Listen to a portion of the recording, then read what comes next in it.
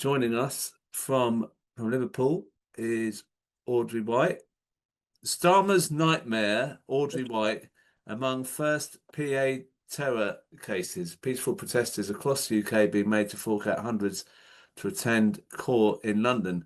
It's not a trial, it's just a court hearing on the 11th of November, so not very far from now. No. You're being asked to go to Westminster Magistrates Court, but your appalling violent arrest was in Liverpool, as we know. Yeah. It's a bit strange, isn't it? What can you tell us when you heard about this, and anything else you can tell us that is not going to get in trouble for saying? Well, a week on Friday, gone. We received the summons from the police, and of course, it doesn't tell you really what it's for. You know, we were in a fog all over the weekend till we saw we had a Zoom with our lawyers. And learned about what sort of costs were going to be involved, just, you know, if we don't plead guilty, and obviously who on earth is going to plead guilty to terrorism. So we had this information from the lawyer only late on Monday, to be honest with you, just gone. And it just means that we've got to go and plead, and we can do a thing which is it's a form you can fill in.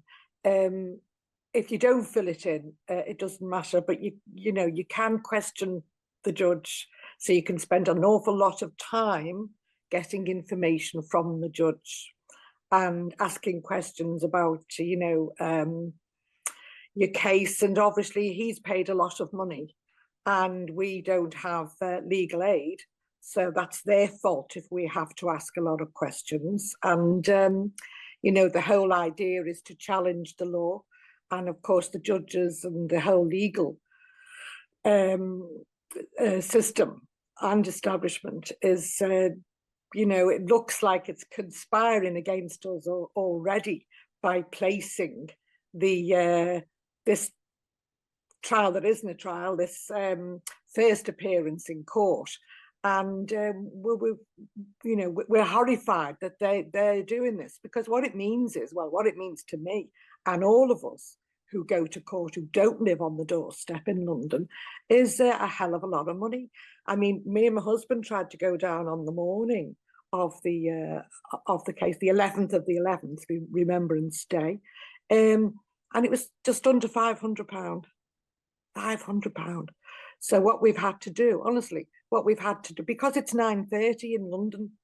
I mean, how do they think you're going to get from Liverpool 9:30 on London, and you're 74 years of age, and your husband's unwell and all the rest of it?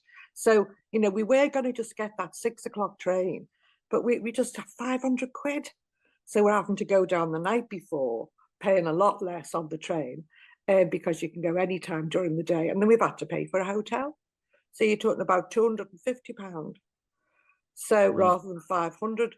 So it's terrible. And also, if you do go to trial, and of course the trials will be in Westminster or in London, you need witnesses, and I've got witnesses who saw every second of what happened to me, and one of them in particular is very, very ill, very, very disabled, and on top of that, he doesn't do email or anything to do with computers or even phones, so he couldn't even attend on Zoom.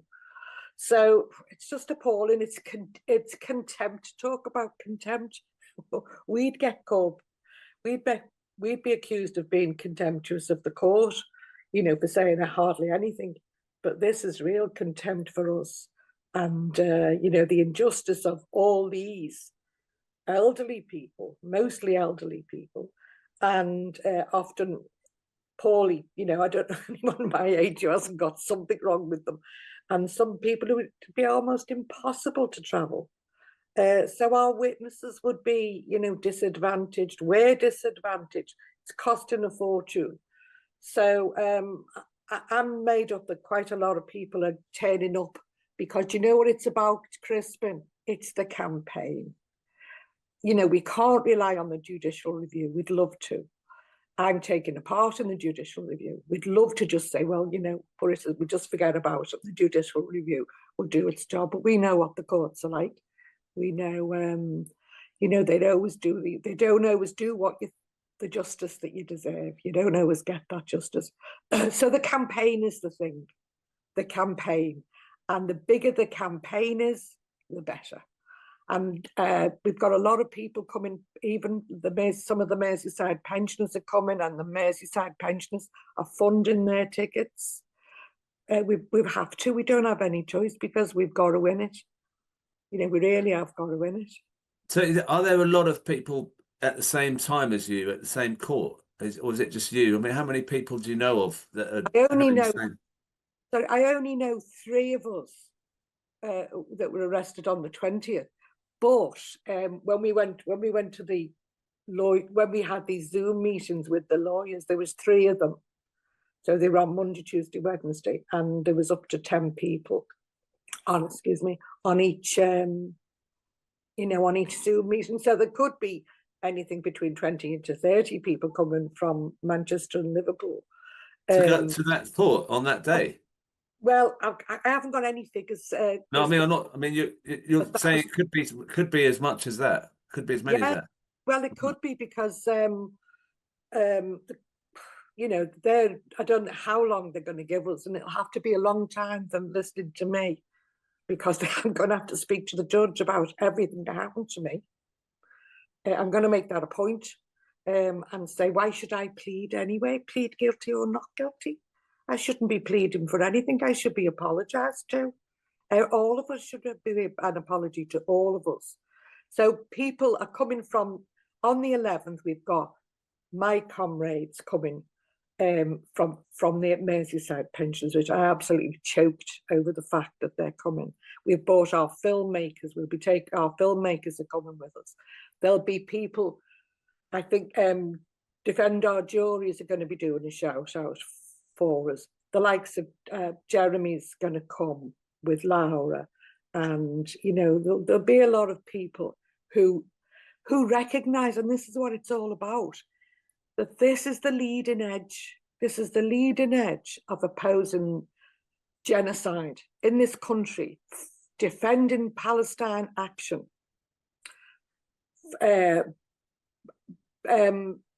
Palestine Action, the prescription of Palestine Action has to be lifted.